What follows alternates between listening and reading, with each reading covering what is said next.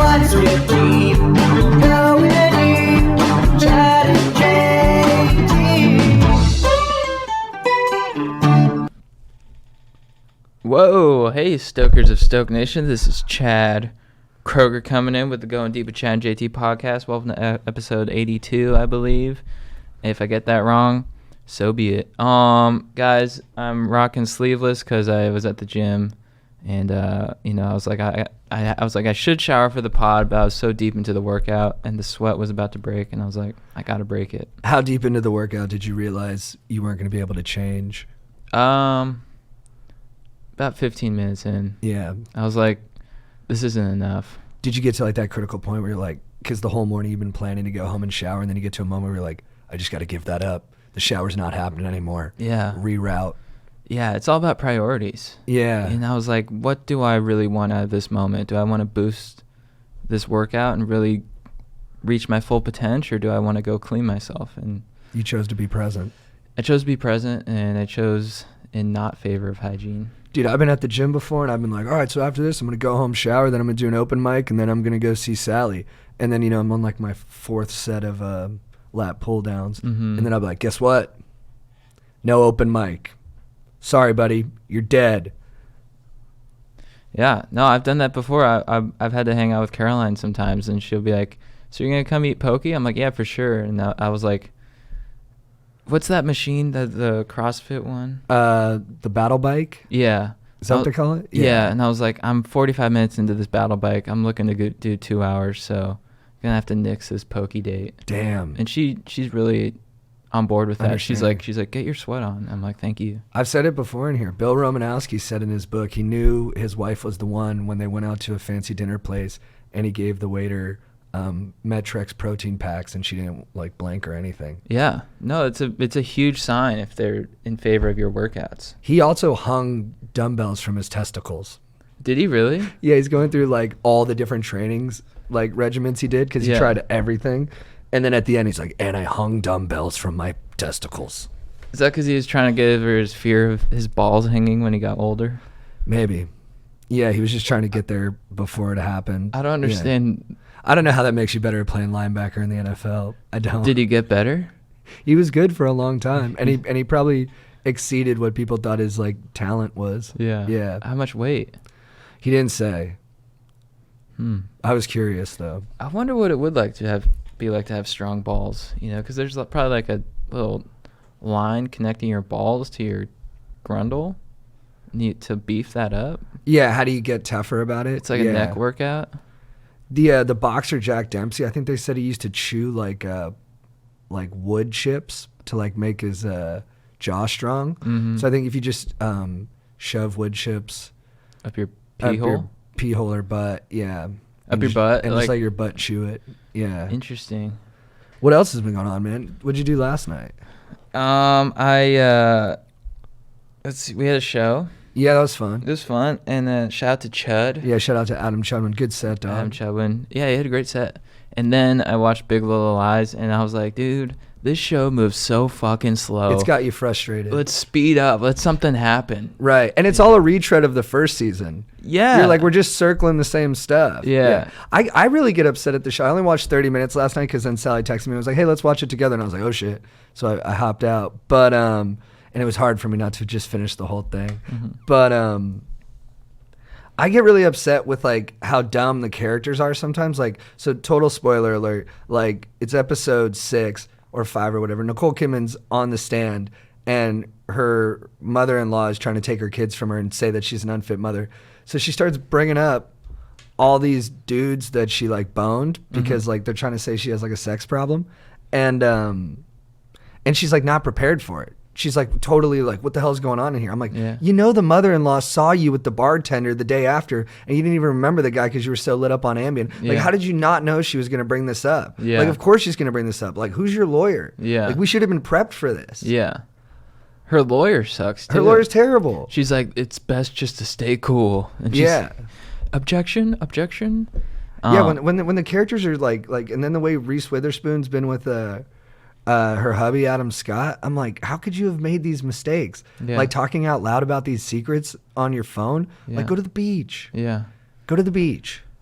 I'm mad. I like the show. I think they're all such great actresses, but it's like they're intentionally they're making the characters dumber to create this conflict. yes. Yeah. Exactly, dude. Yeah, it does seem kind of forced. Yeah. Like they're forcing all this stuff, so it makes it as interesting. Because the last one felt so natural. It was like an abusive husband, and you're like, all right, where's this gonna go? Because she's like torn, and then there's like, Yeah, you knew who the bad guy was. Yeah. In this one, it's like, I guess Meryl Streep's the bad guy. But even Meryl Streep, I'm like, she kind of has a point. You do seem like you're kind of like off the rails, Nicole. and her son died. Yeah. It's like, have some sympathy for that. Right.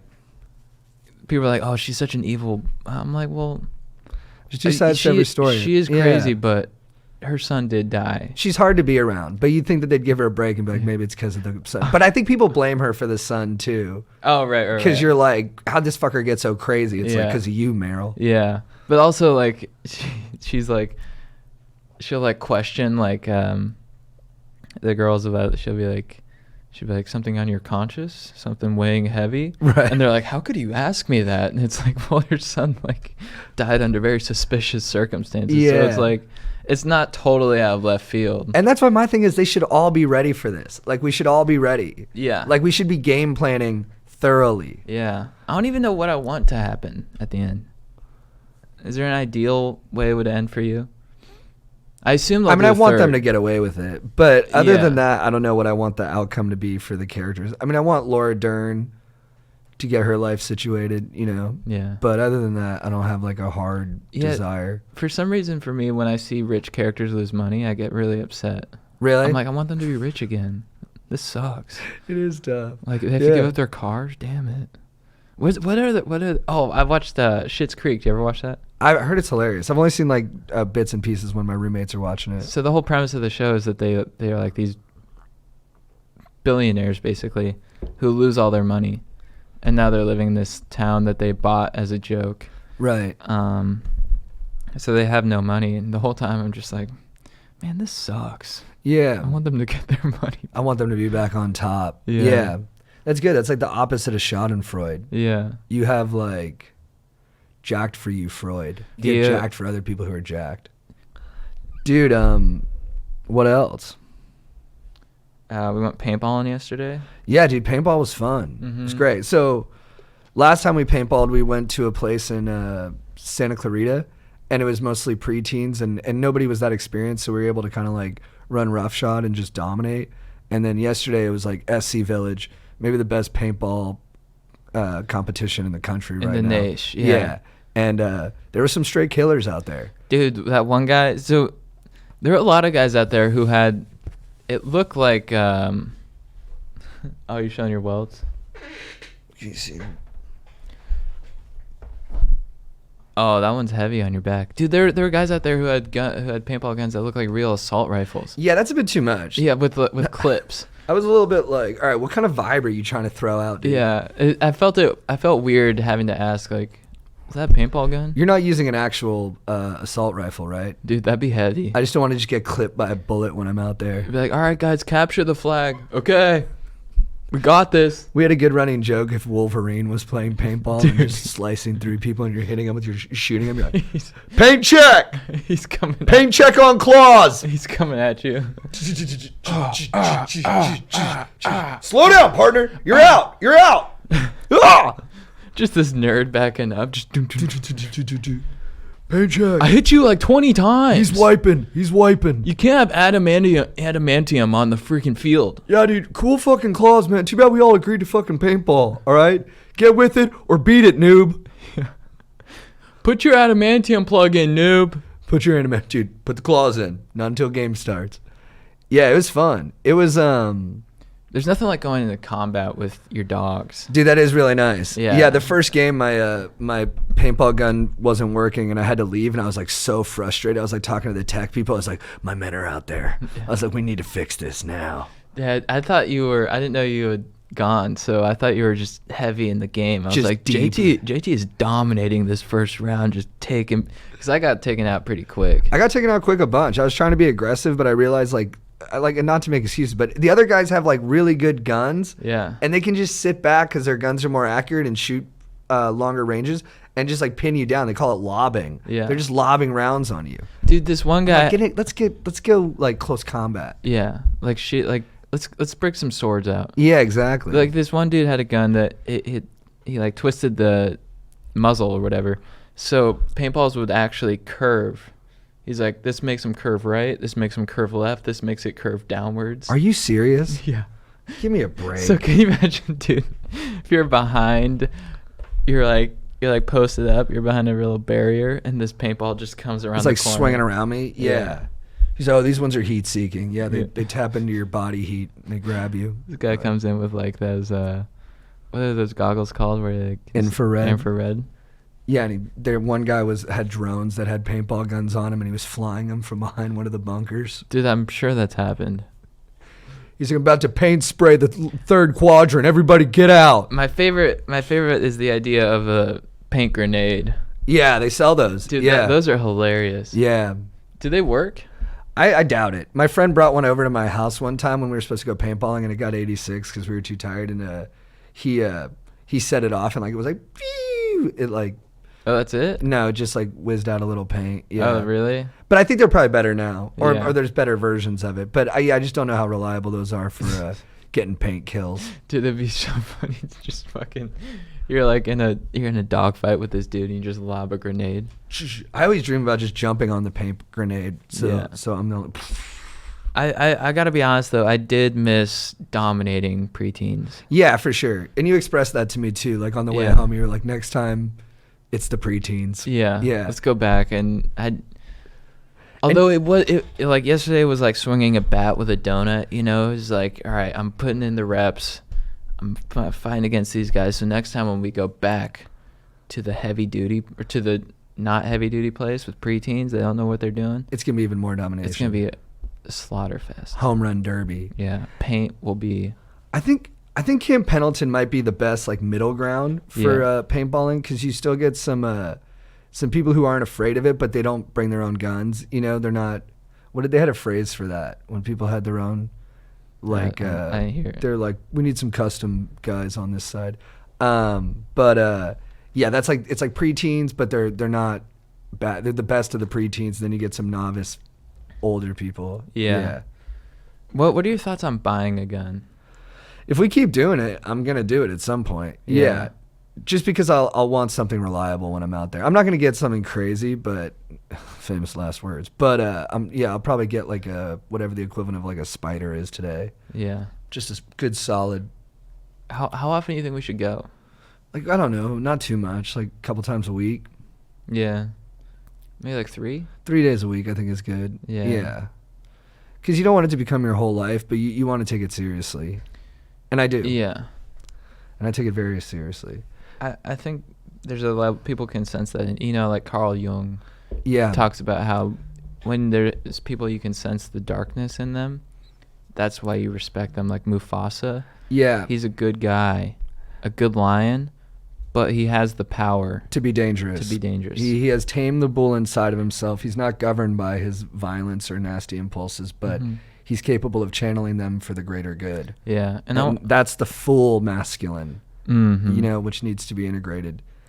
And it shouldn't be confused with what's patriarchal. They're different. For sure. Like, I want to walk into a room and have people But I get sort of be like, all right, I need to be respectful of this dude because he will light me up on the paintball course. Right. He will shoot me in the dome. And you want other people to say, I want to be on this guy's team. Because I Yeah. know he's capable of doming others. Yeah. But he's not going to do it out of like a sadistic pleasure. Yeah. Or out of a fear of not being capable of it, of a shadow fear. Yeah. It's out of respect for the game. And, yeah.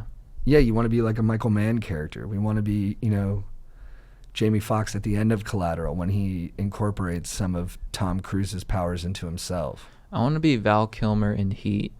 I think on the everybody paintball wants course. that. Yeah. Yeah, I mean, dude, the way he reloads, Oh, the way he comes reloads out of the so bank well. without hesitation, Dude, he reloads so well. it really is awesome to watch. Do you think Michael Mann how much thought do you think he put into Val Kilmer's reloading? Dude, more than any other director. I mean, he Yeah. makes you do training. He Yeah. wants sagacity is the word I heard him use on the director's commentary one time. But that doesn't mean what I thought it meant right there. Whatever. He wants verisimilitude. What does that mean? Sagacity, I think it's like being really smart. With reloading? The quality of being sagacious, wisdom, intelligence, understanding. Yeah, it didn't work with the reloading thing. I just remember him saying that word and me getting pumped. Because sometimes I get jacked on lingo, dude. And jargon. And Michael Mann is the jargon king. I got pumped there for a second because I thought it was a word specifically for reloading. Like wisdom with reloading. Dude. We should make that up. I've been trying to make up a new word. I'm coming up blank. Dude, it's hard, man. Yeah. Shakespeare, I'm calling upon you. Help me out, dude. Yeah, because you're feeling betwixt. Bill, what are you doing up there, dude? Like, come back down. Take a break from kicking it with Tupac and throw down some inspiration on my dog Chad. Yeah. It's not for him. The word is for everybody. I'm just asking for like 2 or 3 syllables, dude. And a nice combo of letters that'll help me, you know, to understand how to express reloading wisely. Dude, I saw a religious kid one time talking up to the sky like that, and I punked him a little bit. I was like, nah, dude, he's off to the right a couple longitude points. Oh, dude. Zang. Dude, it was a massive burn, dude. How was he pissed? Yeah, he was a little hurt because he was praying about something pretty serious. What? He wanted a trampoline for Christmas. Oh, and dude. yeah. Did he I don't get like it? making fun of people when they're being vulnerable. Damn, dude. Did he get it? Yeah, he ended up getting it. Okay, so yeah. he doesn't blame you. No, he doesn't blame me. I mean, he probably regrets it because I was dunking on him on that thing all day, baby. Yeah. No, I'm just playing, bro. Man. I'm crap on a trampoline. Are you? Yeah, I'm not very good. It's scary. My proprioception is garbage. Proprio, what is that? What? Did you just incept me? Mm-hmm. Dude, so we read some articles, which is always great. Although sometimes they're boring as fuck. We read about Tea Tuesdays, butter up that tea Tibetan style. I guess in Tibet they use yaks for their butter because they handle the extreme altitude and weather conditions better. Yeah. And apparently yak butter is the fucking shit, dude. Dude, Dave Asprey, who made Bulletproof Coffee, that's where he got the inspiration for it. Right. From freaking yaks. What are yaks, dude? I don't know what a yak is. What does it look like? Aaron, what's a yak? It's kind of like a water buffalo, or What? They swim? no. Like the buffaloes in Like Yellowstone? Lion King, like the ones in Lion King. Oh, legit, nice. dude. Like It's a that, but they're yak? furrier. Yeah. Oh, Yeah, dude, cool. Dude, they would produce dank milk. Yeah, I'm always loving to find out that there's more animals that produce milk. Yeah. You know? Because sometimes I feel like we're too dependent on the cows, and if they ever decide to, like, you know, get coalitioned, they could really stop us. Dude, someday I will have a kitchen with just different udders in the wall. Nice. So With different like, kinds of milk. Do you want cow? Do you want yak? Do you want goat? Do you want this cat? And you can just Cat butter. cat butter.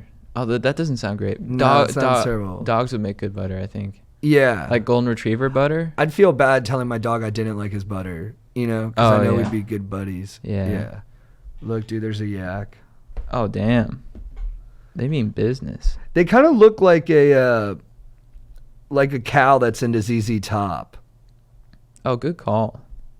Dude, also, it was really interesting to read in that article that the tea came to Tibet as a result of how a Chinese princess being married to a king of Tibet, which opened up the trade between the two countries. So where were the yaks? China brought the yaks?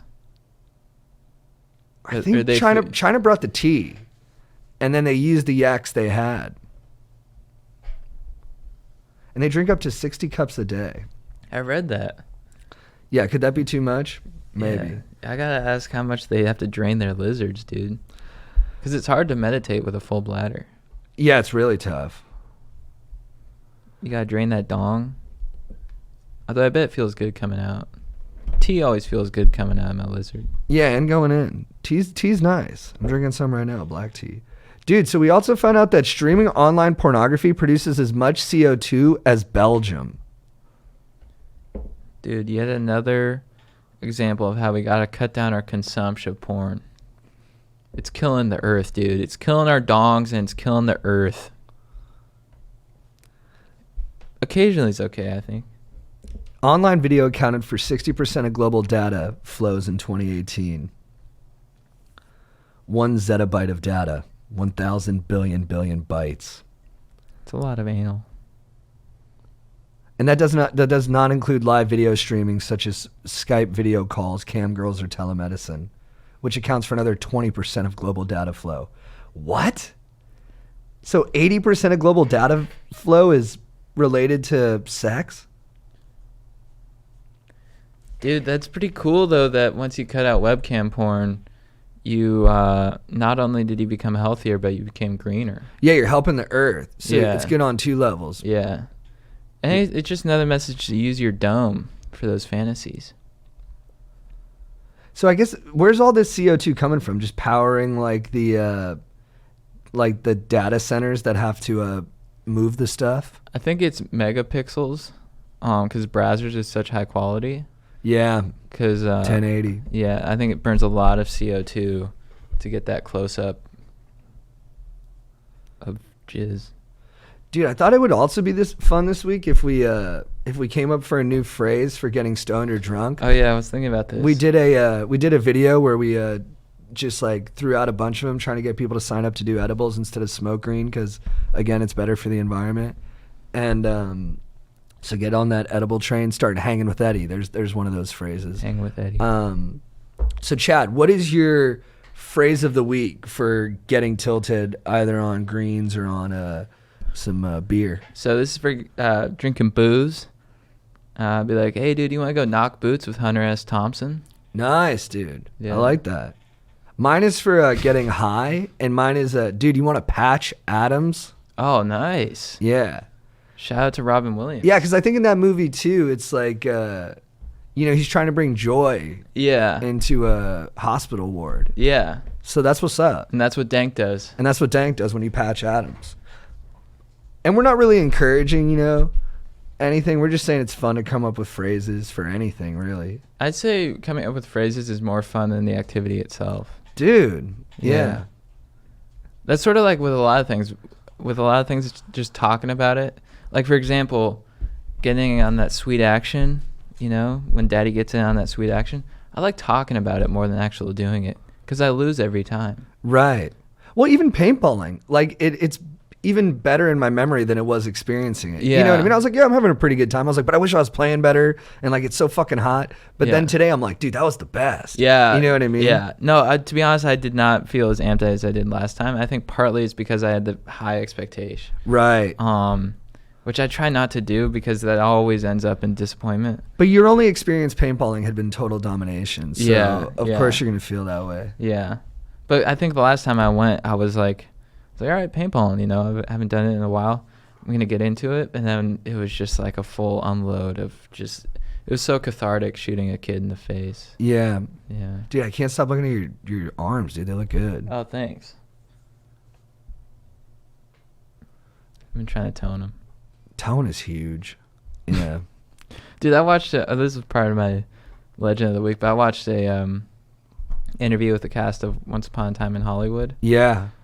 Leo and Brad just look so good, dude. Dude, they look insane in these photos. They're like every time I see them together, I'm like, how the fuck these two guys stay so fucking cool? I know. What are they doing? I'm like, what the fuck's in the water? And of course, Margot Robbie, but that's Of you course. know, of course. Yeah.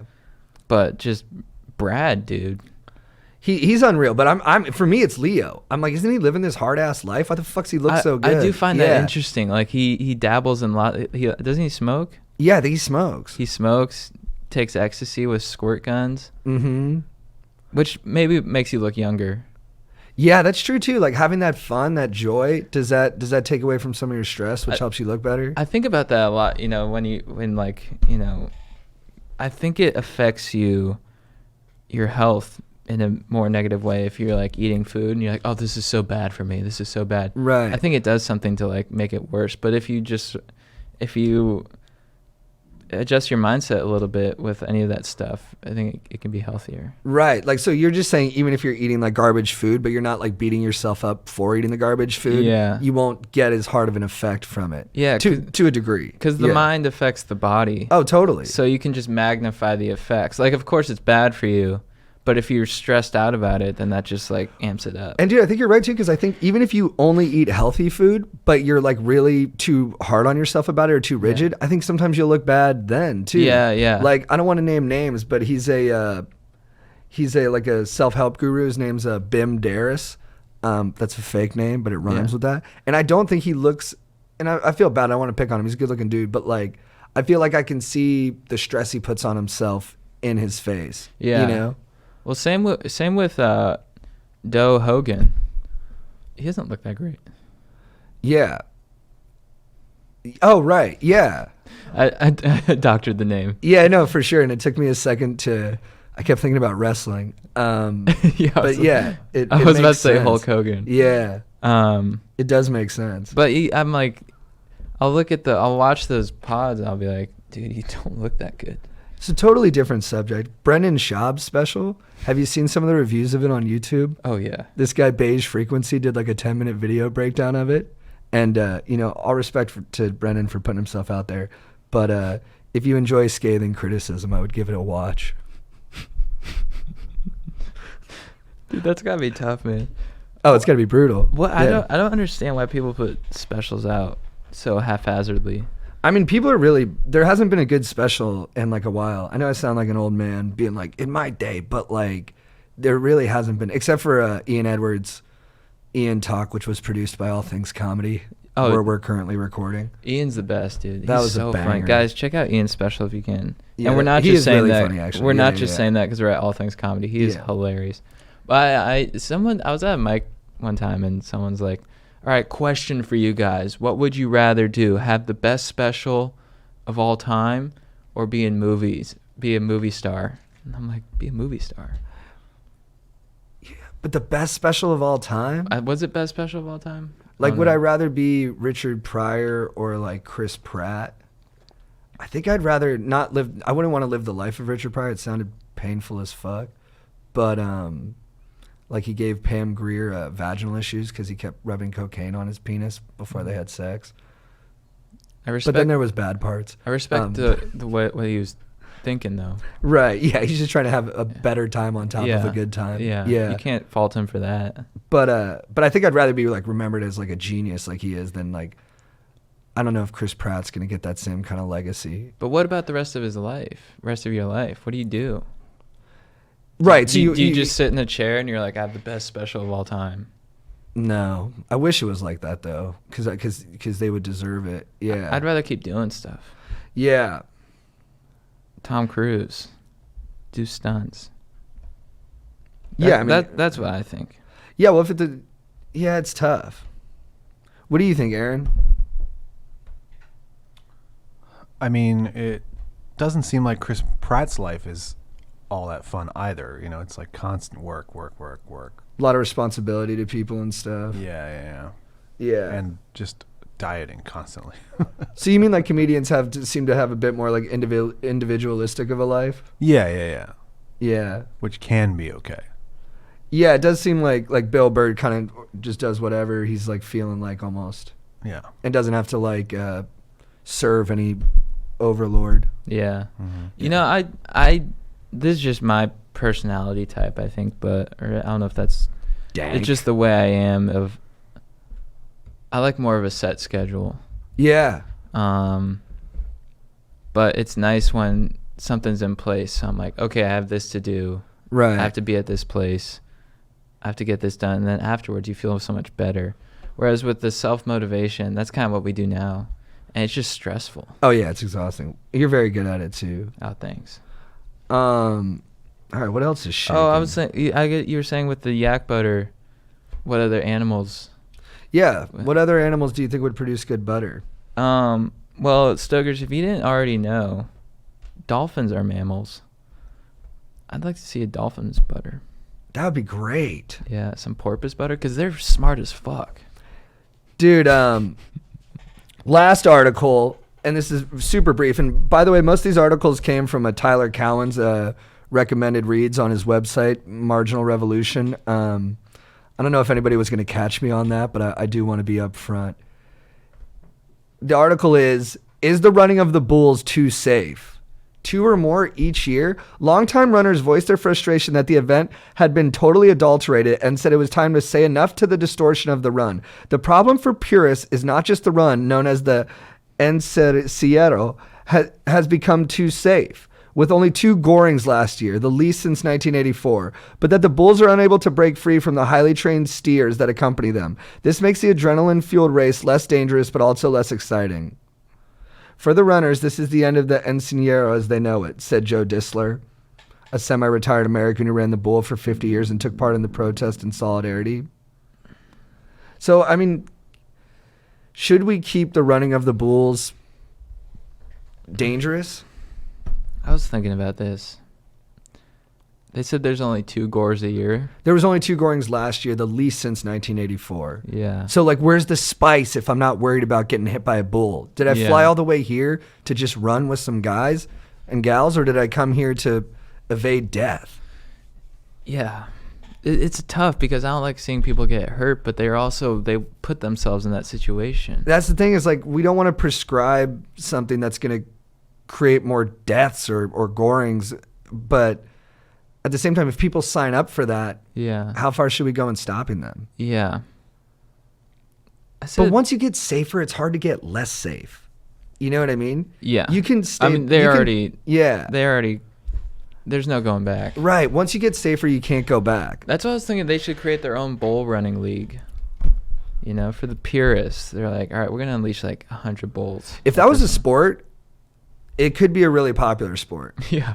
Like, this guy's the best at doing bull runs. Yeah. Yeah. And he travels the world, and he's hot, and he wears cool sunglasses, and he's actually pretty sophisticated. Like, he drinks martinis. Yeah. And we all love reading about him in GQ. Dude, imagine like the John Daly of bull running. Right. That guy would be a beast. The big guy who just Yeah. kind of comes there drunk. I bet you there'd be a lot of them. They're just hammered when they're doing it. Yeah, there's a flow bit. At least at first. And then the training would get better, and then we'd get like the more elite athletes. Sort of like it happens in like mixed martial arts or something. Maybe they should have 2 bull runs. The dangerous one, the safe one. Yeah. So they only have 2 bulls now? No, there's only 2 gorings. So only twice did a bull hit a person and like give him a throw. How many bulls? I don't know. I'm gonna guess 75, but I have no idea. Do you want to do tough guy talk with bull running? Yeah, and Pamplona. Oh, you want to come do the running of the bulls with me? My dog. You want to run the bulls? Oh, I just came to learn Spanish. Yeah, I came to learn some Spanish too. How do you say, I'm having a great fucking time on cocaine in Spanish? I just said it. See? Bueno. Escúchame, mi amor. See? Dude, when we go out to fucking Spain, dude, and you run the bulls with me, and we fucking are hyped up on that shit that you know I can't kick, you know we're gonna be having a good time. I'm just scared. I haven't told my mom about it. I don't know if I want to run with bulls. Your mom's gonna find out in the best way. When she sees you on the news as the fastest bull runner that's ever lived. What do you think your mother's gonna say when she sees that? She's gonna say, that's my Chad. That's my boy. But what if I get gored? Baby, what if we all get gored? Life's gonna gore us all. None of us get out of this thing ungored. Wouldn't you rather brave it and look the bull in the face and say, hey baby, not today? I turn sometimes and I run backwards and I look at the bulls and I laugh a little bit. And I'm not laughing saying, bull, you're never gonna get me. I'm laughing that you haven't got me yet. Baby, that's what I'm talking about. Then we hit Benihana's after the run. They have Benihana's in Spain? No, we gotta take a plane back to the West Coast. Oh, sweet. Okay. I'm just a little bit scared. Have you ever been gored? Do you do this a lot? I mean, I haven't been gored per se. I mean, I've, bumped a little bit with the bull. What's that? I did cocaine right in front of it. Oh, sweet. And it almost got me, but then I fucking moved out of the way. Yeah. Can we do that? Dude, we can do that for sure. I got some guys taking care of me. They square off a little piece of real estate for me right before the race starts, so I just hit it real quick, and then the bulls come, and then I turn and run. And it's beautiful because it's all set up. I got my guy Diego. He's a fucking legend. You're gonna fucking love this guy. Yeah. All right? He's like my fucking brother, dude. Okay. Yeah. He came into town a year ago. I fucking showed him my United States of America, bro. And that's doing blow off bulls? Oh, baby. That's doing blow off all the large 4-legged mammals. And you've seen bulls on blow? Baby, I'm a safari blowster. Have I seen bulls on blow? Yeah. Oh, baby, yeah. Really? Yeah, baby. What happens to their dongs?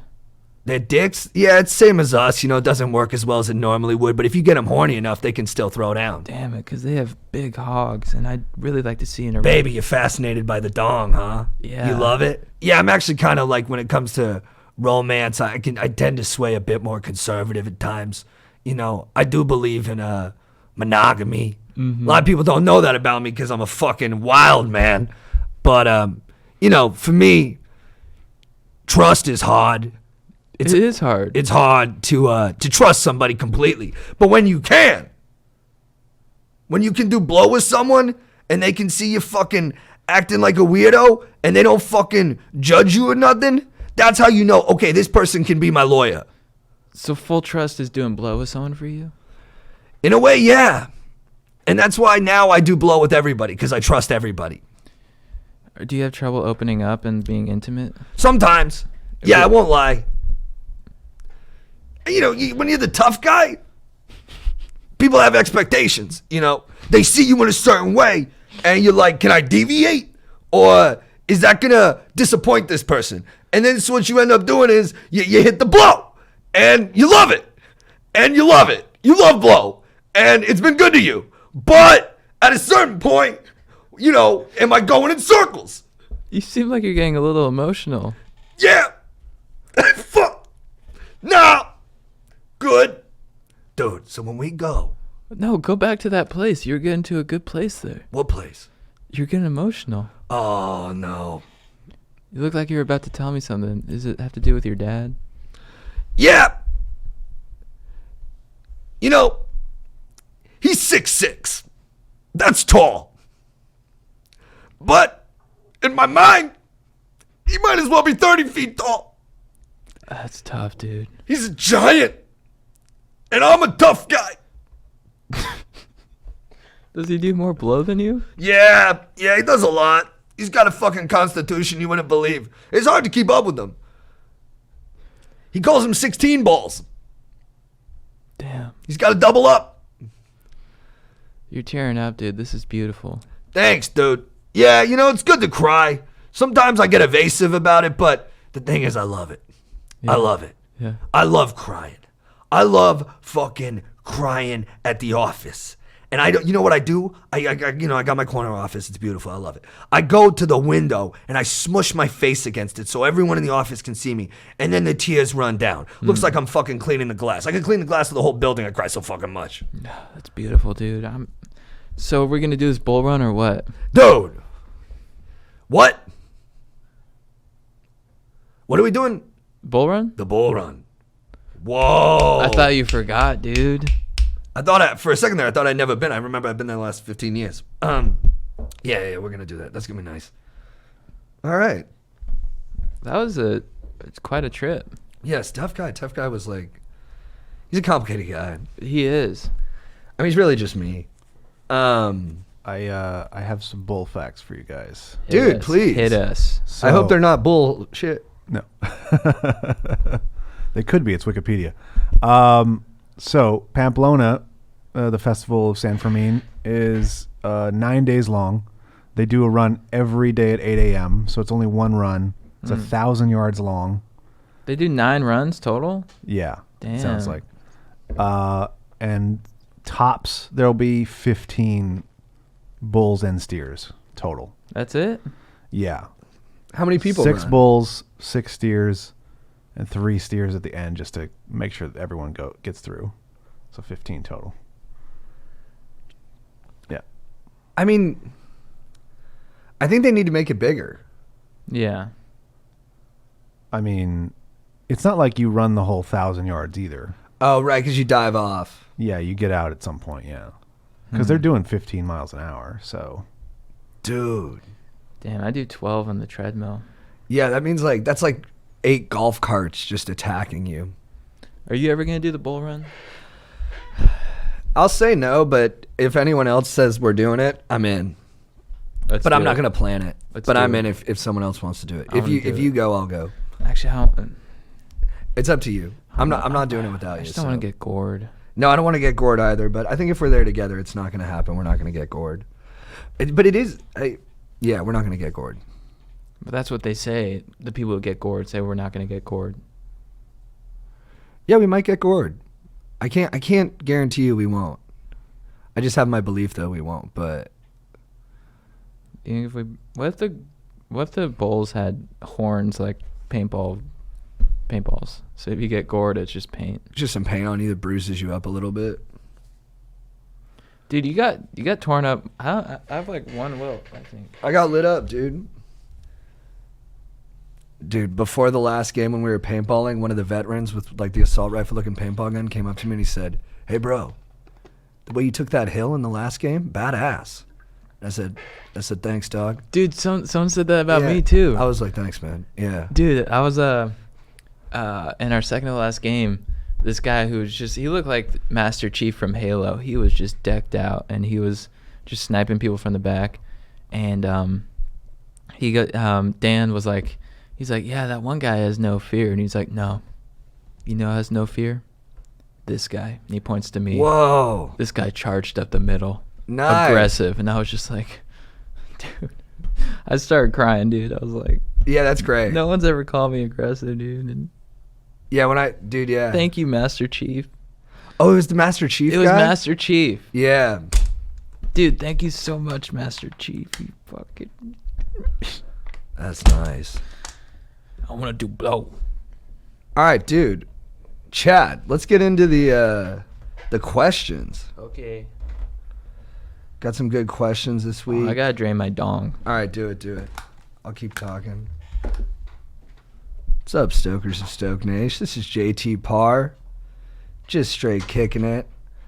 Chad went to the bathroom to drain his dong. How have I been doing? I've been good. You know, life is going well. Chad and I have some exciting stuff coming up, and, you know, we've been working diligently at it, and I think it's going to be good. So that's nice. You know, that keeps me behaving well too. Although I'm always testing limits, you know? I can't ever just be rock solid 100% of the time, but maybe nobody is. You know, maybe we all like feel like we're coming close to just having it fall between our fingers. Me and the lady been beefing a little bit. I think it's normal after 3 months. I love her. I mean, I said that quick. I said that after like a week. I get into there fast.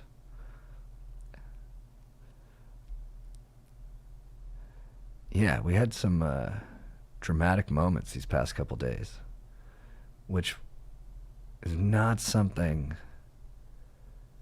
I feel great about because I want it to be so steady. But also, people are people, and I'm a pretty crazy person. So again, I think you just got to permit a little bit of swerving outside the lanes. Chad, you ready for some questions? Let's hop in. I wanted to start by letting you guys know that you're significantly increasing me and my homie Stoke levels daily in Newport with the pod and IG posts. In a time where there is so much divide and negativity, you guys are a beacon of much needed dank vibes. Question for Chad. You said you mostly do sprints for working out, and you're motivated me to add this into my routine. What does your typical sprint session look like? And do you have tips for a stoker new to adding this to my routine? P.S. Strider is a legend. Oh, dude, thank you for the question. Thank you for talking to me about sprints. This is near and dear to my heart. Well, I just did sprints. That's why I'm rocking sleeveless right now. And I do 20 minutes. It usually ends up being about like 21 minutes and 30 seconds. So I start the first 10 minutes, 45 on, 45 off. My speeds are 4 miles per hour and 11.8 miles per hour. That's my sprint. And I go at 3% incline. But I've worked my way up to that.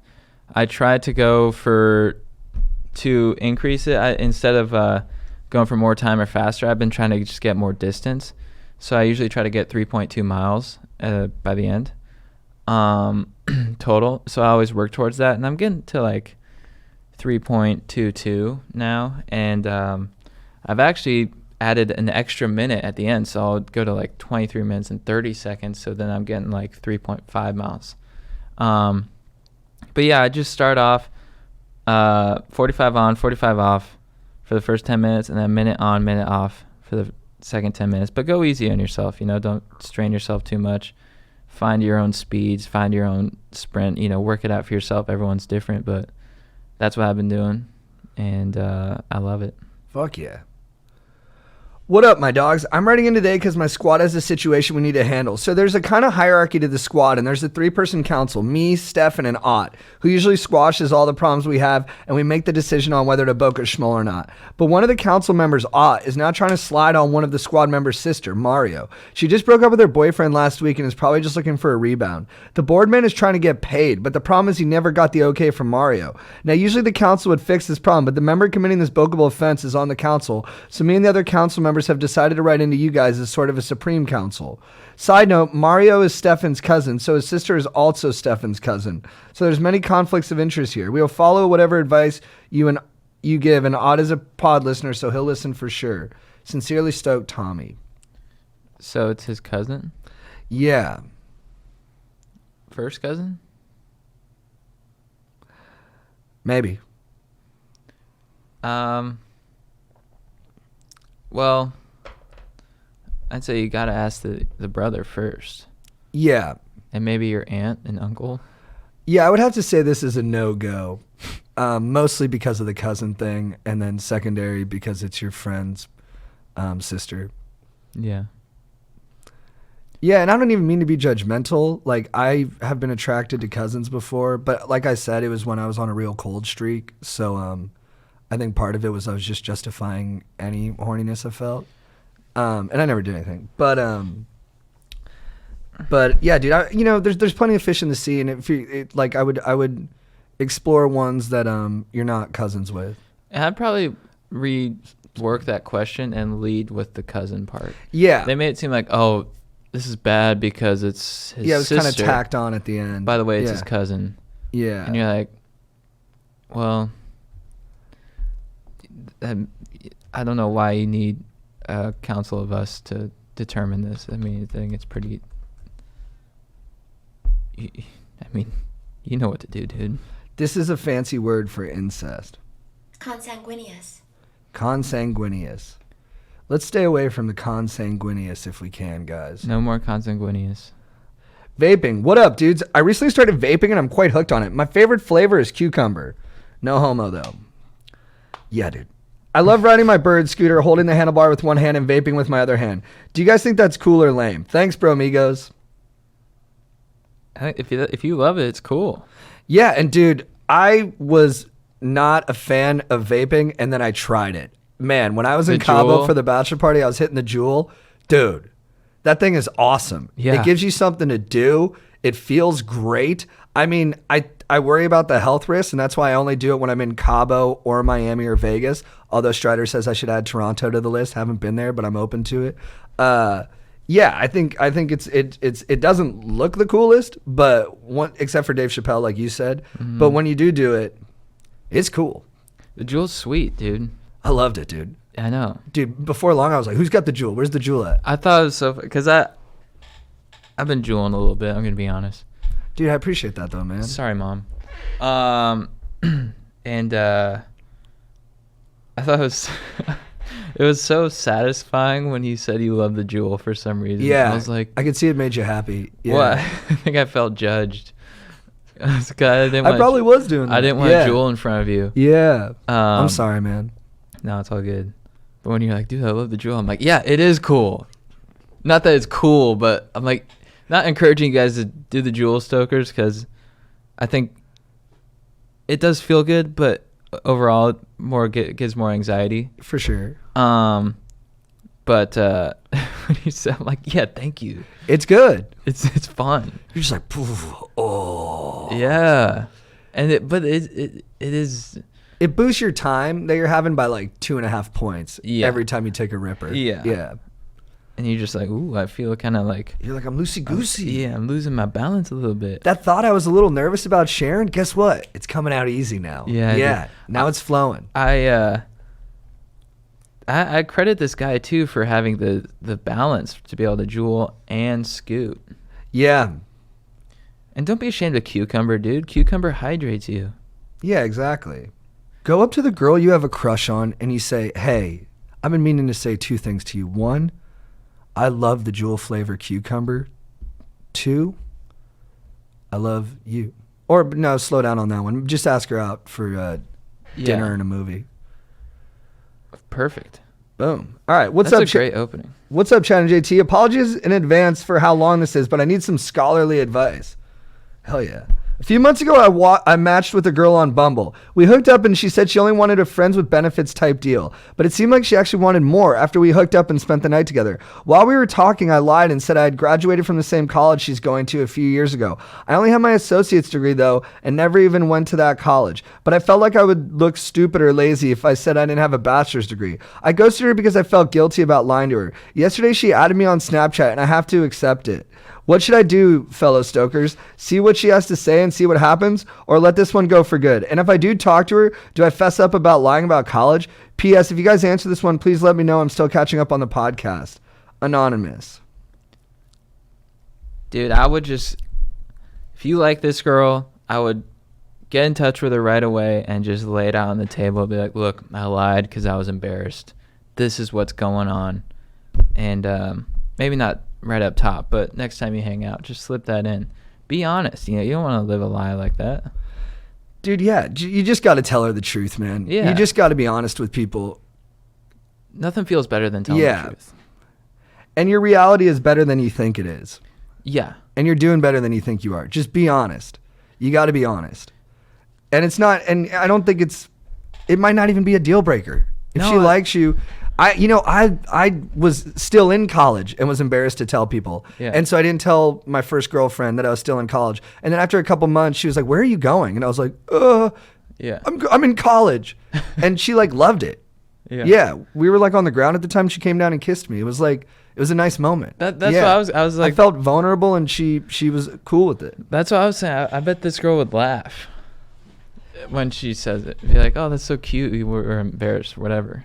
And dude, you didn't say you went to MIT and you were an aeronautical engineer at NASA, You just boosted how much college you've had by a little bit. I'm sure you've read enough books to get your bachelor's. Yeah. It's all good, dude. It's all good, dog. I mean, you have YouTube now. You don't even need college. My dog's huge fan of the pod from up in Canada and felt the need to ask why you have never mentioned the movie Never Back Down. The film is absolutely dank and is full of quality babes, jack dudes, life lessons, and most importantly, fills anyone's stoke tank to the absolute max. I personally have watched it many a time to raise stoke levels, and we'd be curious to hear you guys' analysis of the film. Second, felt the need to let you boys know about a town in Canada called Revelstoke.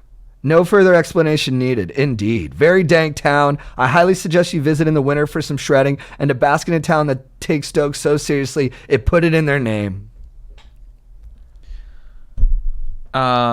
Dude, first time I saw Never Back Down, I was actually on shrooms. Nice. Yeah. So I don't remember it that much, but I do remember I felt like I was in the movie. And I just remember dudes training hard and getting their asses beat. But I noticed it's on Netflix now. I got to watch it again because I don't really remember the movie, but I just know there's a lot of hard muscles in there, density, and a lot of hard aggro fighting, and it sounds legit, so... I'm a big fan of Never Back Down. I think Jaimon Hansu was super well casted as his mentor. I think the lead character, Jake Tyler, could have been a little bit better. I couldn't quite get a handle on who he was. But what I think really makes that movie, and I think it's a good movie, what I think really makes it and what makes all those high school fight movies is the villain. Mm-hmm. Like Johnny Lawrence in Karate Kid, great villain. He looks like a real asshole. And Never Back Down, I think Kam Ji-Gan is just a perfect villain. Yeah. When he invites him to the party at the first, under the ruse of just wanting to rage, but actually wants to throw down with them to see who's tougher. And he says, and here comes the worst part, dog, when they're fighting. It's got to end with you looking like a bitch. You don't get more villainous than that. And then, Pan's Labyrinth style, they make us relate to the villain because you see that his dad's a super aggro, like, real estate developer with, like, a jacked midsection who dominates his son in front of his buddies and chicks he likes. And you're like, all right, I actually kind of feel for this guy. Like, he feels pressure to be that guy because of who his dad is. Mm-hmm. But he's a great villain. Oh, and the Stoketown, too, in Canada? That sounds cool. Revelstoke, dude. What up, Stoke Masters and company? I am dealing with a tough sitch and would love for you to enlighten me with your knowledge. Recently, my older sister and her friend got into a heated argument, which led to them resenting each other. To make a long story short, I ran into the friend at a party and she came on to me hard. We both raged hard and ended the night with some tongue wrestling. I've been overthinking this because I don't want to go against family and upset my sister. This isn't the first time the friend came on to me, so I don't know if her intentions are to get back at my sister or if she actually wants it. Should I drop her and let it go, or should I punch a ticket to Pound Town? Love the pod, my dogs. You make my work day fly by when I listen to you guys. Keep up the good work. Ricky B. It's his sister's friend? Yep. And he's in a beef with his sister. Oh. No, his sister's in a beef with the friend. Oh, okay. So he almost feels like maybe I'm guessing maybe he thinks she's doing it for the wrong reasons. Like she's almost hooking up with him at the sister, which is a real thing. Yeah. I would say... Did he say if he likes her a lot? No, I think, they have like a flirtatious relationship and he probably has strong attraction to her, but I don't know if it goes deeper than that. Yeah. I would just ride it out. Yeah. Maybe let her come to him. Yeah. See, yeah, because I think he'll feel better if he does that. Yeah. Yeah, I would just take it slow, take it easy. It'll all unfold as it should.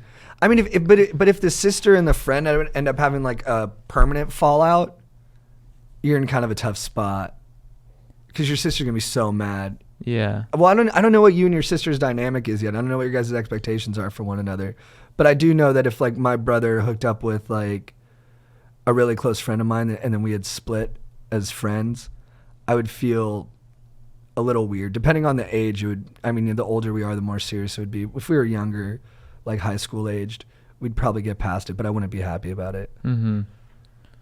Yeah, I would just sit back and just let things happen. I don't think I'd pursue her per se. Yeah. And then sort of monitor the situation with the sister. What up, pod fathers? I'd like to stay anonymous because a couple of my dogs listen to you guys. Recently, I've been hanging out and talking to this girl a lot, but there's a couple of problems with it. All my friends rag on me for hanging with her because she sort of has a rep, and she used to date one of my good friend's brothers. I'm for sure into her, but I don't know how to deal with these probs. Thanks for reading. Thanks for putting me on the green juice. Peace. Sorry, I missed it. What? He likes this girl, but all of his friends rag on her because she sort of has a rep. And she used to date one of his good friend's brothers. I don't think it's a world of difference. I'm for sure into her, but I don't know how to deal with these props. I mean, maybe not. Maybe you're close with the brother. Dude, to quote Heath Ledger in 10 Things I Hate About You, do you like the girl? Do you like her? Well, I thought I did. No, well, you either do or you don't. Yeah, so if you like her, go for it. Who cares? You'll deal with it. Yeah. Don't worry about these external factors that really in reality don't mean anything, Yeah, that's not going to undo it. People are going to say what they're going to say. Who gives a fuck, As long as you're happy with her, then that's what matters most, my friend. So get in there and spark that romance and light that Duraflame of love on fire. And there's two different ways your friends could be ragging on you. They're just like, oh, dude, so you're really going to hook up with that chick when, like, she did these things? Yeah. And you're like, all right, that's just pure immaturity, and they need to focus on their own lives. But if they're more like, dude, hey, I'm a little bit worried about you. Like, I'm worried, like, this person's not right for you.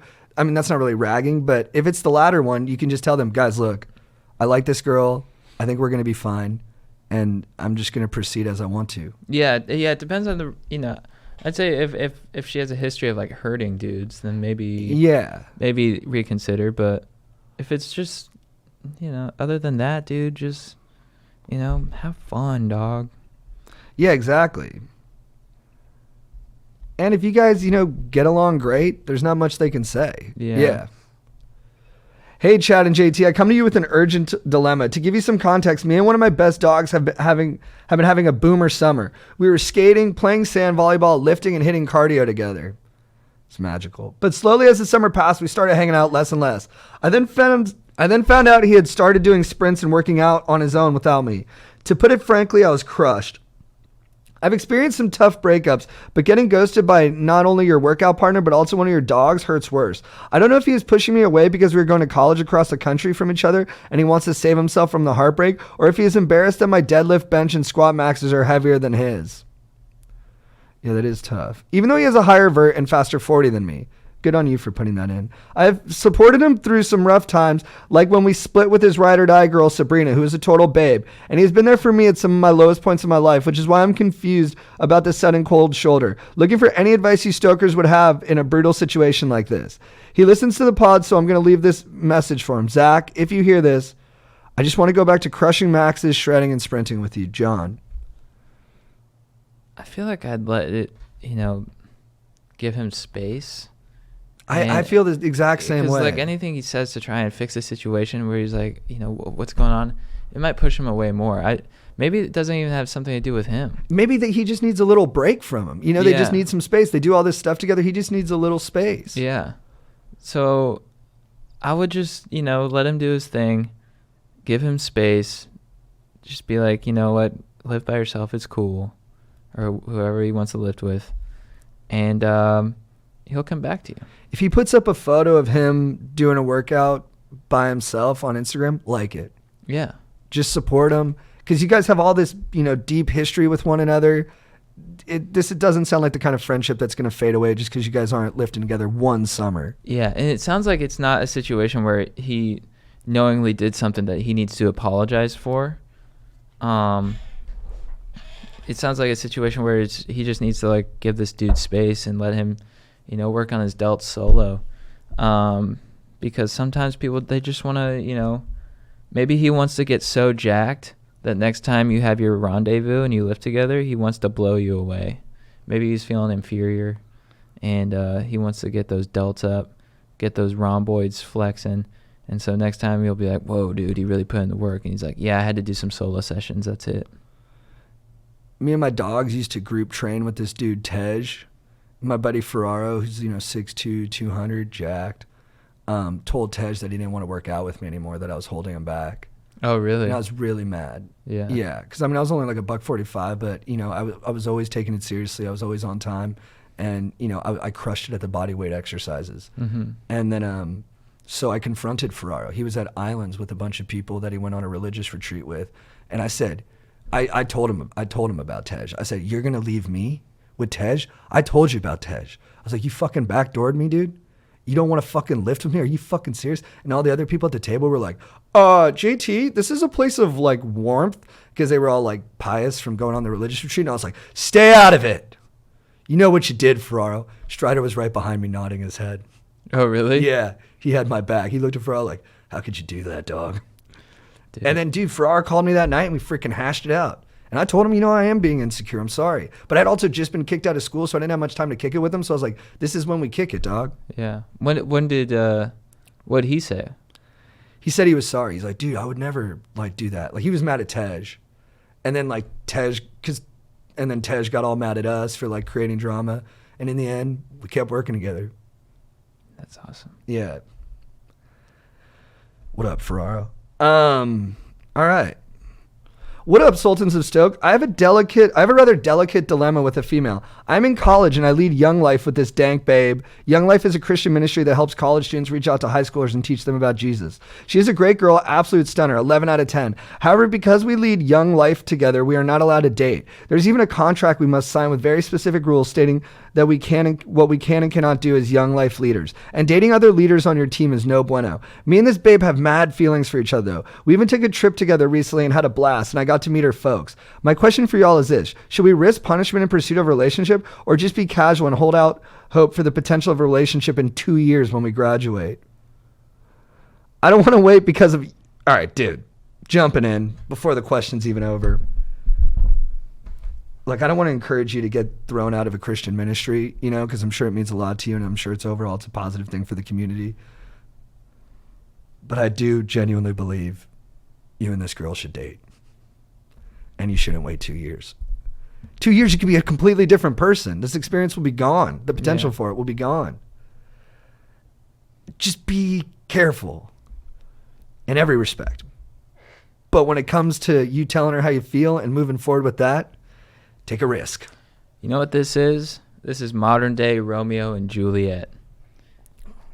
Hey, you look, guys can have a dangerous romance. You can have a romance undercover, in secret, and that intensifies the emotions that much more. So you guys are both just like, wow, I can't believe how much how much love I'm feeling, and this is all covert, undercover, like freaking James Bond. Okay, so I'd say you gotta go for it. You know, when love is there, you go for it. You grab that love and you say, "What up, dude? I'm gonna freaking cuddle your ass." And this is going to be an epic, fiery romance because this authority cannot hold down our love, okay? And dude, I mean, I know you probably care about your relationship with God, and you worry about whatever your God is, judgment. But and this is only my belief. I think you guys just, dating isn't in violation of God. No. Yeah. I think he'd want that. Yeah, exactly. And it sounds like you mentioned you met her parents. Like, you're not like talking about like her fat booty or something like that. You know, Yeah. I'm sure you like her booty, but you seem like you're taking it seriously. I bet God is looking down and he's like, grab that booty, dude. With consent, of course. Yeah. But Yeah, I mean, he's saying a bunch of other stuff too. Yeah. Yeah, but he's not excluding But he's that. saying, what up, dude? This is a message from God right now. You guys should totally date. I think you'd have an epic romance, and it would be so legit.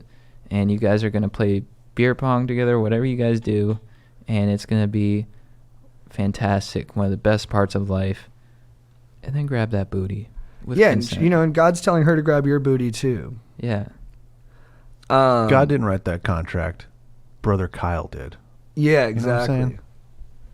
No. Well, What's that from? I'm just saying, like, God didn't write the contract that they have to sign that says they can't date. Yeah, those Yeah, are that was those are great man's Those are laws. man-made. Yeah. Yeah, I got confused by the Kyle.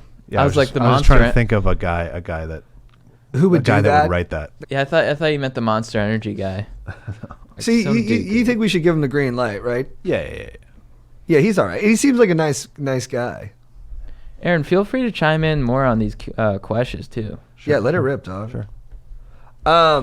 Last question. I recently stumbled upon Stoicism and was thinking about reading Meditations by Marcus Aurelius. Before I take a deep dive into anything, I was curious if you bros had any particular philosophers from legends of the past that keep you stoked in day-to-day life, or if you guys have come up with any philosophies of your own that you try to live by. Favorite philosophers? Yep. Well, shit, dude. I love Marcus Aurelius. Nietzsche's pretty cool. Although I guess he can be... Is he controversial? No. Yeah. I forget his stuff, but... I mean, I think aggro people use his philosophy a lot, but I Yeah. don't fully blame him for that, or at all. I like Viktor Frankl a lot, and Joseph Campbell, and I like what's their name? I always forget. It's pretty obscure. It's Strider. Strider. I Yeah. like Alan Watts. Yeah, he's good. Joe Rogan. He does get me jacked, man. I do like when I see his like speeches on life. I'm like, all right, good. A quote from Alan Watts: "No valid plans for the future can be made by those who have no capacity for living now." All right, chat. This is a natural segue. What is your beef of the week? My beef of the week is with running into every red light. I don't know how this happens. I think it's something with the algorithm. But I was on the way here. I ran to every red light, and I was like, what's going on today? What's going on, streetlights? What's going on, Los Angeles? I thought Herb was our dog. You know, I always picture Herb at the helm of the streetlights, just be like, oh, there's Chad coming. I'm going to get him green lights all the way through. Do we have to go reconcile with Herb? Like, what's going on here? I've hit every red light, and that's just, I just got beef with the streetlights, dude. I guess they're, essential for maintaining good street flow, but they should know when I'm in a hurry, and they should respect that. There should be like a button where you're like, by the way, I'm in a hurry, so can you fucking change? Right. I love that. It pisses me off. Yeah. I get fucking mad Yeah. I get more mad on the road. than anywhere. Yeah. I have less obedience to the rules in my car too than anywhere else. Yeah. Like I'll just do anything to get where I have to go. Yeah, you really do. Yeah. Yeah. Yeah. Dude, my beef of the week is with marginalizing huge figures in history's legacies. I don't like it. Like in 1,000 years from now, are more kids gonna remember Napoleon for the Napoleon complex than for like conquering all of Europe? I'm not saying it was like the most chill thing to do. It was not the most chill thing to do. But I mean, in order of importance, we should put the Europe thing over the complex, you know? Because I don't even know if the complex really fits him. Or Michael Jordan now is a crying meme. Michael Jordan, the greatest competitor and athlete of my lifetime, and we're just going to turn him into a crying meme? I don't like that. Are kids like years from now going to be like, oh, the crying guy? No. It's the guy who put tears into the opposing fan base's eyes. You know? What if we find like a journal from Genghis Khan where he was like being a bit needy? Are we going to be called needy text messaging, pulling a Genghis? That's not fair to Genghis Khan. It's bullshit. Yeah, he killed people. He should be remembered for that, unfortunately. Yeah, Genghis Khan. Or good. I don't know. If you're getting a Genghis Khan, that should be about murder. It should be about, you ransacked a city, you rode off. When the survivors came out, you sent back another envoy to kill them. Mm-hmm. That's doing a Genghis. Even that's probably a bit too reductive. I just don't like being reductive. Let's try and tell the whole story. Do you think it's with these figures though, like all these dudes are kind of bad dudes, so you think it's society's way of like giving them their proper due? Yeah. It's a great point.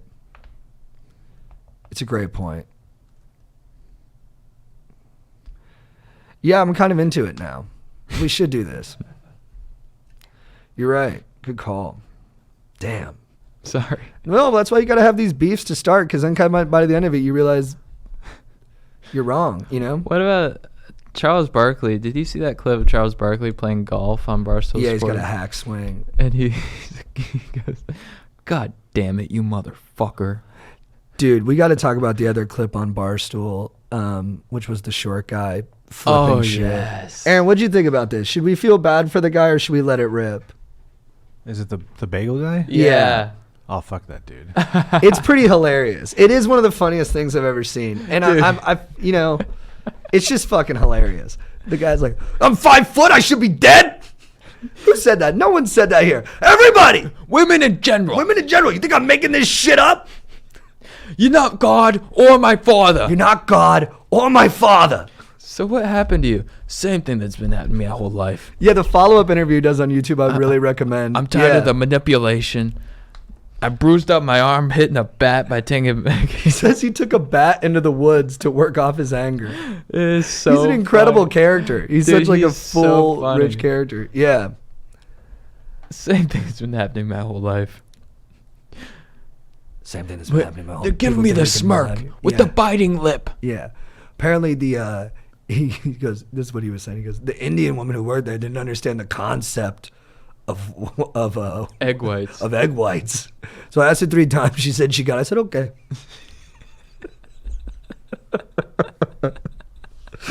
I want to know how it started, dude. I mean, yeah. What set him off. And dude, the clip on Barstool, you only see the guy grab him. But if you watch the full extended clip, they have it. This man takes him down and then pins him, and then he goes, I said shut the fuck up. Like, I love when he's like, them women are like, no guys who are 5 feet tall, you should be dead on dating sites? That's okay? that's okay. He brings up dating sites? Yeah.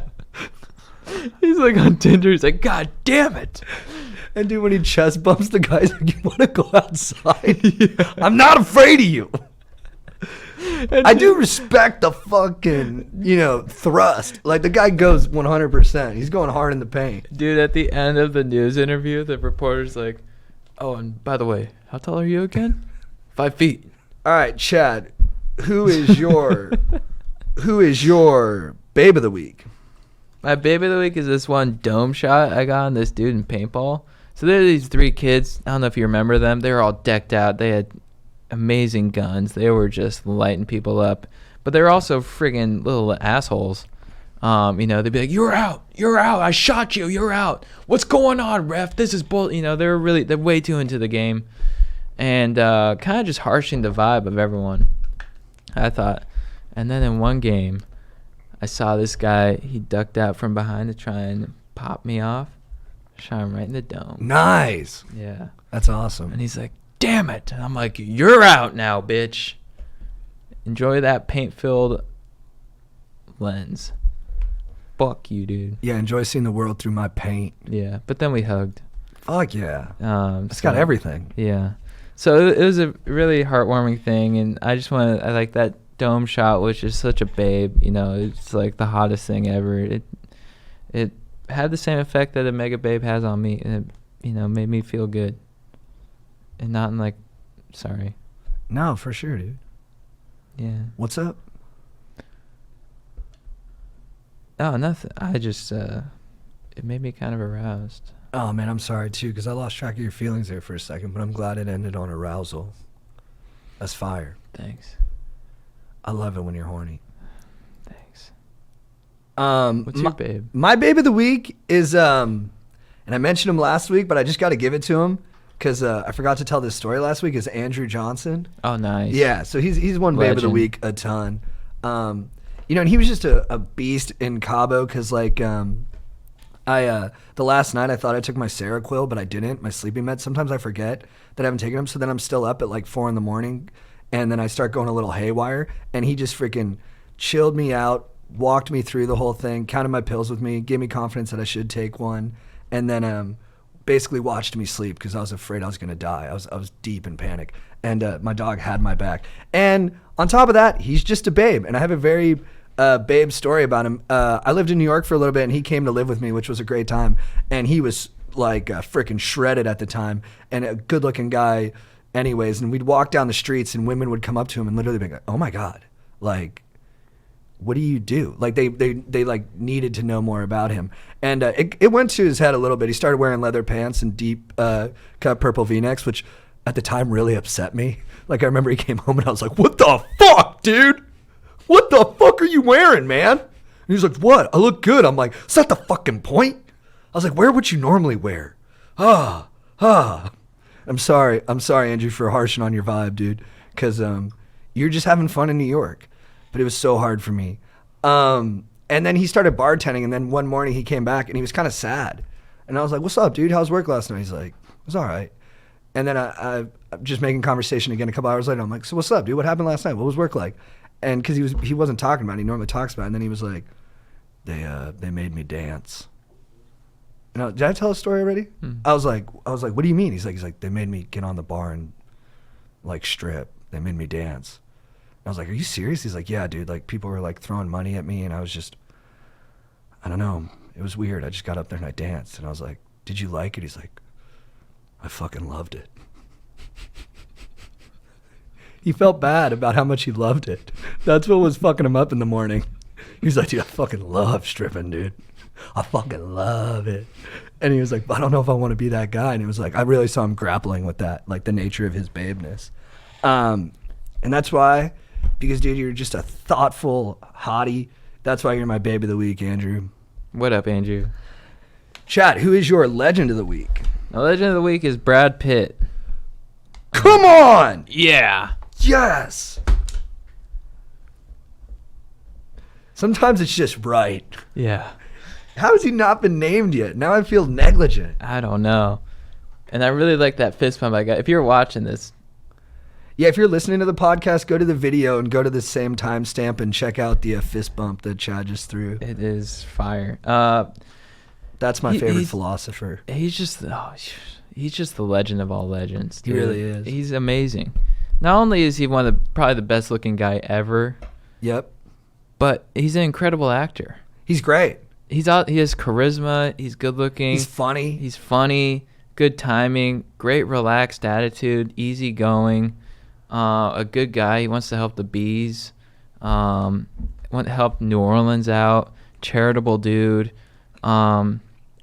he's just a legend, dude. And I was watching an interview with him and the whole cast of Once Upon a Time in Hollywood, and he's just so cool. He's just sitting there just like, he has that like laid back thing where he's just like, and you're like, yes, Brad, you are fucking awesome.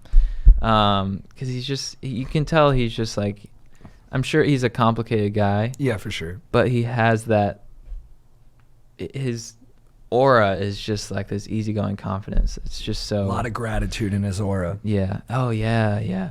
And I just, you know, I loved him in Snatch. I just watched Snatch again recently.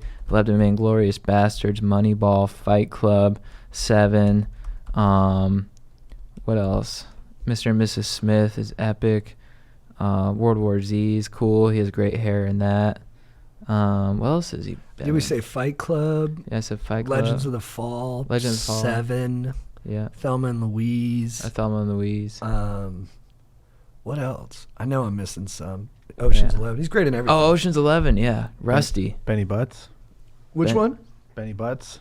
What's that? What's Benny Butts? Benjamin Button. Oh. Dude, I've never seen that. It's good.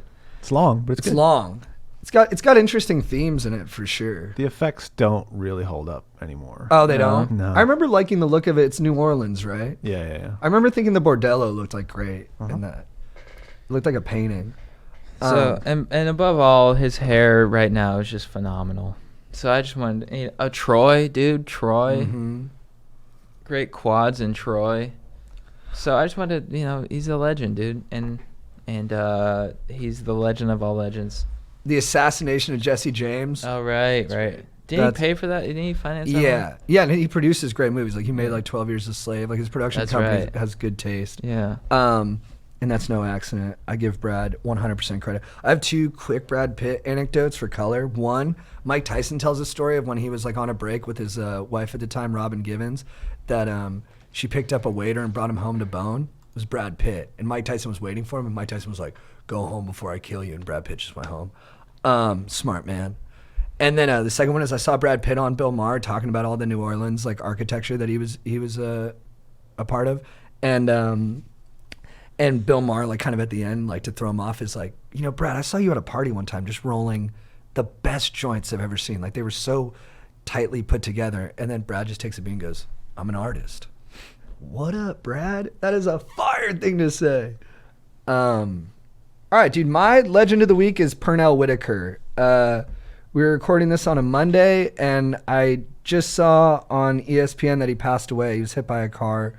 It's a huge loss. For those of you who didn't know him, he was a boxer. He was kind of like a slightly more dynamic in terms of his movement, Floyd Mayweather. Like, he had just great defense. Nobody could hit him. I mean, he lost a couple fights, but he never, like, got decisively beat.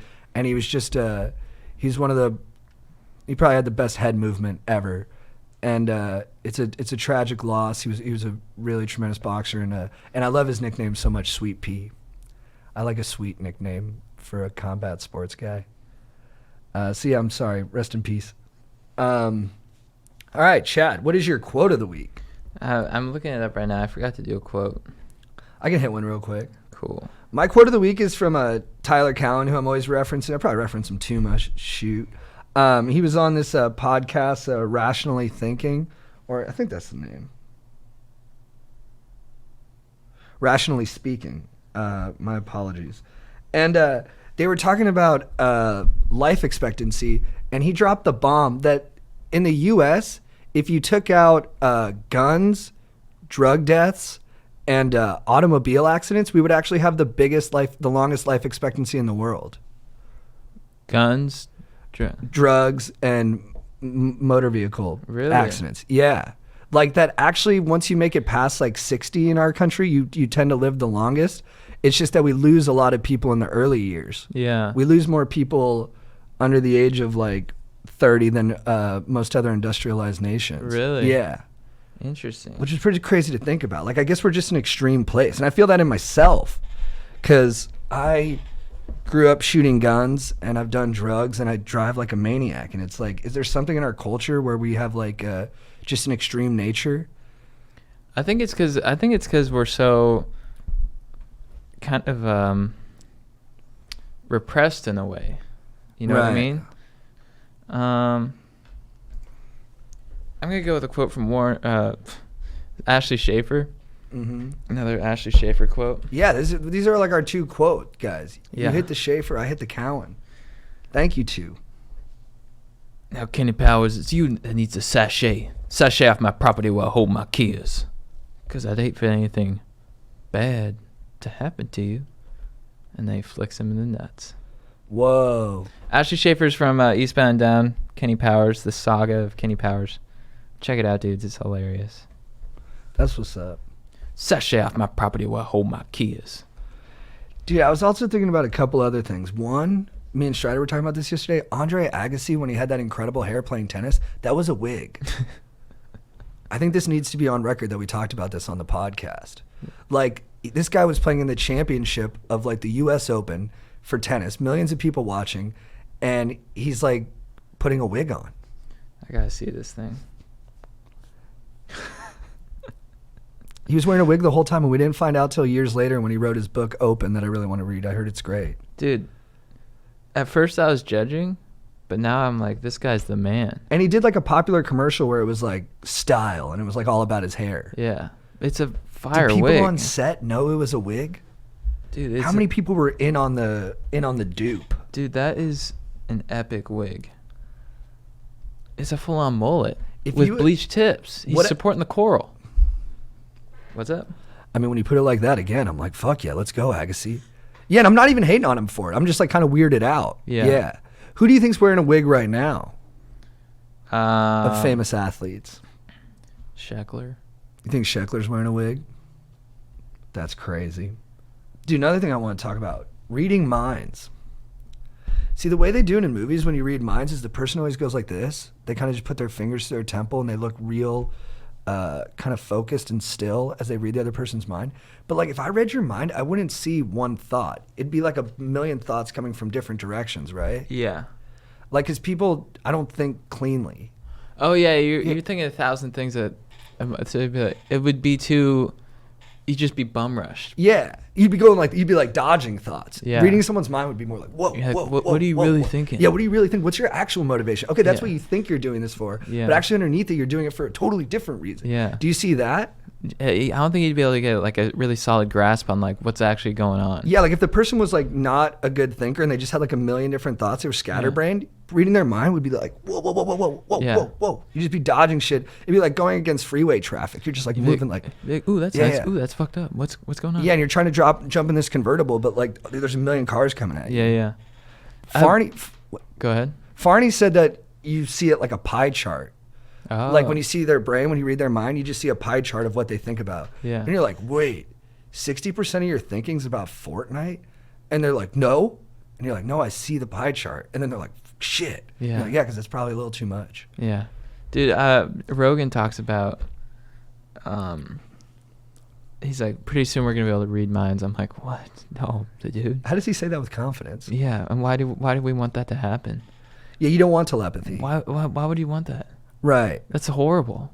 Yeah, it's too much. It's like the worst thing ever that could happen, I think. The worst thing ever? No.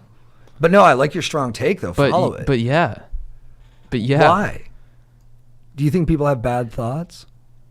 It's just knowing too much. Right. You think there's too much ugliness in there and we should keep some of it at bay and just be more careful about what we put out. It's good to have that filtration system. Yeah. Yeah. And it takes all the mystery out of life. Right. Like, it sounds horrible. It'd be cool if like there's like a criminal or something. You could be like, all right, did he do it or not? And he'd be like, no, I didn't do it. And it's like, well, in your dome, you're saying you did it. Right. We can see it, dude. But Yeah. but just like in like regular life where you're like talking to a girl and then you like read her thoughts, and you're like, fuck, dude. Right. That sucks. All right, later. Yeah, if other people have the negative stream that I have, my negative stream doesn't need to come out. Yeah. It can come out a little polished and a little aware, but you don't want the full sewage pump coming out. Yeah. So true. Everyone would be like, damn, all my friends want to kill me. Dude, that's another thing too. It's like I'm like pretty like politically correct sometimes, but like I think I am. But like if I go away for a weekend with my like with 14 guys, Yeah. like it evaporates fairly quickly. It's like Lord of the Flies. Like my civility goes away, and it's not even for food. It's just to like win an argument about like fantasy football. No, I see you policing it. Yeah. You can see it. I can see your mind working to like come up with the right words. Yeah. Sorry. No, I love that. Thank you. Yeah, you see me. Yeah. I think when baboons get horny, their asses get red. That's awesome. I'd like that, dude. Your I butt just want my starts ass to get glowing? red. Yeah. What else? So I was with Caroline. We were gonna go to the beach to tan, but we were on the way there, and I was like, "Is that marine layer?" And she's like, "That's marine layer," and I'm like, "That messes with our top priority now." We flipped a big Yui, went to this empty baseball field, and just bronzed. That's awesome. It was cool. The park's good. The park's sweet. The park's good for a day. Yeah. Yeah. And we were like, For we spending a should day. have mimosas here sometime. Oh, that'd be lovely. Yeah. I can picture it. Yeah. You could I come. want someone to take a picture of it. Yeah. I'd love to come. Yeah. Yeah. I think I'm going to come out to New York early too, so I can, because I don't think my dad's coming into town. So, Okay. yeah, go lift with you and your bro. Oh yeah. We Yeah. can. Yeah, he wanted to send me. He sent me an email. We actually kind of have a big day today, guys. I'm going to let it rip. We're doing speeches at the city council, and if they're good, Howard Stern. Well, they're going to be good, but if Howard Stern likes them, he's going to play them on the show, Yeah. and we might be there. And this might come out after that. No, it'll come out a No. little before. Yeah. Yeah. So you guys will get to see how it goes, if you're interested. Should be fun. It should be cool. Is there anything else? I'm gonna read Howard's book. Nice. I haven't finished it. We've got an author coming on in a couple weeks, and we have to read a 400-page book before he does. Yeah. Do you think we can do it, Aaron? Dog, that's a lot of pages. Dude. Dog. Aaron coming in with the truth bomb. What if I also supplement it with an Audible book, like audio? That's not cheating.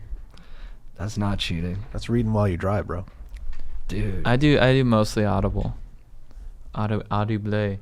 What else is going on? I bought some new shirts. I'm really stoked on them. Yeah, you told me you were gonna do that. Stripe. They're cool striped shirts. I like plain colors or striped shirts.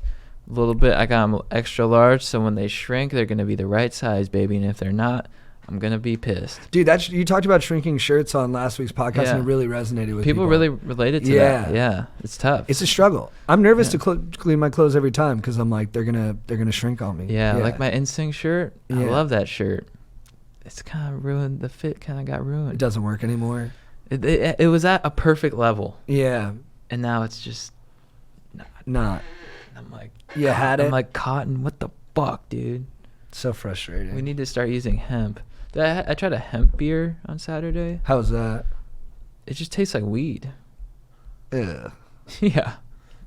Have you tried hemp beer, Aaron? I don't drink at all, but it sounds Oh, you don't- disgusting. You don't drink ever? No. How is that? What have you always not drank, or? Yeah. Oh, Oh, your whole life? Yeah. You never had a drink? I have. I don't like it. Oh, that's awesome. Yeah. so that's why you don't. You just don't like it. Yeah, I don't like it. Interesting. I respect that.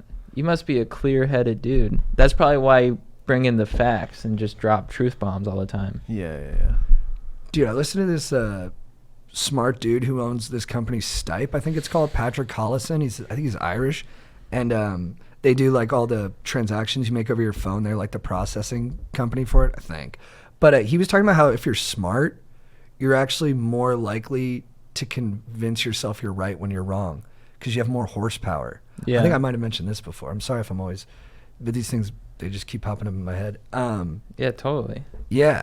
Isn't that interesting? That's why Yeah. smarter addicts have a harder time Right. abstaining.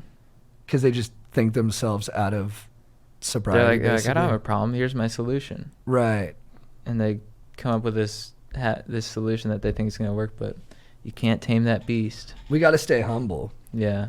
Dude, you know what's humbling is Austin. Austin is so smart and funny that sometimes when he sends me something, I'm like, why do I even do this? You know? That happens with you too. That happens with Strider, where you thanks. guys will do stuff and I'm like, I'm just not. Well, I think that happens Yeah. with all of us. Yeah. I definitely feel that with you and Strider. And everyone. Yeah, everyone's so gifted. But the way I view it is it's like iron sharpening iron. Yeah. Yeah, we're just chink, chink, chink. Well, and if you can say that it's like, if we're all part of like one group, you know what I mean? Yeah. Then there's something bigger than ourselves. It's a brainstorm. Yeah. Yeah. And it's But like, and we're all just cogs in it. Yeah. It is tough though, especially in this industry because it's so competitive. Yeah. Where you just like, but then you hear, like I heard Dan Aykroyd and Howard Stern where and who knows if this is true, but where his goal was always just to lift everyone up. Yeah. And I always try to take that mindset. Yeah, setting up the other guy. Yeah. If you can really be a G about that. Yeah. Oh. But yeah. But then I'm like, is that really what you're thinking at Saturday Night Live? No. Or like, is that what you say now? That's what he has to convince himself of. I think he was Yeah. probably trying to convince himself of it then. Yeah. Like my instinct is always like, I gotta get mine. Yeah. And then like I go through a bunch of thinking, then I'm like, well, I think actually in the end the best way I can get mine is by helping Yeah. other people get theirs. Yeah. Yeah. But it's not natural. I do Yeah. I do think that's or instinctive rather. I do think that's true though. Or it takes more thinking to get to that instinct. I do think that's true though, especially in like comedy and stuff. When you have that mindset of like I got to get mine, it kind of ruins the whole whatever you're working on. I wanted to read this thing that Austin wrote to me. He just sent me this text message out of nowhere. He says, it's rather long. Do you mind? I'm sorry. I just think it's so, like whatever it is, I love it. I need a shower, lifts armpits so I can lunge towards it nose first, toucan Sam style. She pushes me away, not in front of all these people. I roll my eyes playfully. We lay back against each other with our legs all wrapped up together, intertwined. I whisper nonsense to her in a performative way for all the other guests at the karaoke party. I loudly interrupt the birthday girl, screeching the party to a halt, to ask her long-haired quiet friend in the corner if he ever played a slide guitar. Once, I set him up and he spiked. Everyone loved it. She likes it to a point. When she tells me to be quiet, I'm being rude while some stranger is trying to sing, so I pull away, half singing in an uncomfortable way so as not to touch her anymore. She said, "You have a split personality," and I said, "Don't you think I know?" She can tell for the first time since knowing me that I'm being serious. I tell her I want to go. She condescendingly explains to me what an Irish exit is, and I leave without saying goodbye, as if I don't know how to do that already after years of being me. We haven't spoken since, just some half-assed gifts she passively aggressively sent me, and I said, "Ha, you too." I don't know why, but You didn't say why he said that? no, I was like, "What is that?" I was like, "I love it," and then he was like, "It's just my life, dog." That's what's happening? Yeah, or maybe it's like a bunch of different experiences that he just wrote into like one little like paragraph of like basically how he looks at things. Yeah. But I was like, for some reason, I was like, this is very true. I understand this person he's talking about. Yeah. Yeah. That's cool. Yeah. He's a cool dude. Austin's the man. He's great. He's so funny. All right. I think that's it. I don't think we have any ads, but guys, as you all know. Oh, cool. Sorry. No, go for It's it. got a cool email. I'll tell Fuck you about it in a sec. It rhymes with Jed. Oh, nice. Yeah. Does his profession rhyme with BJ? Yeah. Yeah, it does. Fucking go. Yeah, we're always brought to you by Manscaped, keeping your trims pubed, keeping your dongs fresh, so when you unveil them, they will sparkle like Apollo's sun. And guys, make sure you keep those dongs trimmed up and looking good. Use code GODEEP at manscaped.com. We are also brought to you by Douglas Lubricant. Guys, you want a bone, and you want a bone well. And when you bone, you want a bone smooth. Because when you feel Super that, smooth. yeah, when you feel that insertion, baby, you just want to know that your dong is slipping in with the proper amount of friction that is aided by the bright minds of Douglas. Feel the okay? grooves. Feel the grooves. Feel the bone. Feel the sensation with proper lubrication. And then you will tell the whole nation that you boned with Douglas. We have tons of flavors: chocolate, vanilla, coffee, orange, toffee, Coconut. coconut, sherbet, original, and anal. Use code SMOOTHBONING at douglaslubricant.com. And as always, we are brought to you by Danny Babona and the UCI baseball team. They had a good season. Next season's going to be even better. And what could make it even better than that? You joining the squad. So if you're a young buckaroo who can swing or throw, you know the place to go.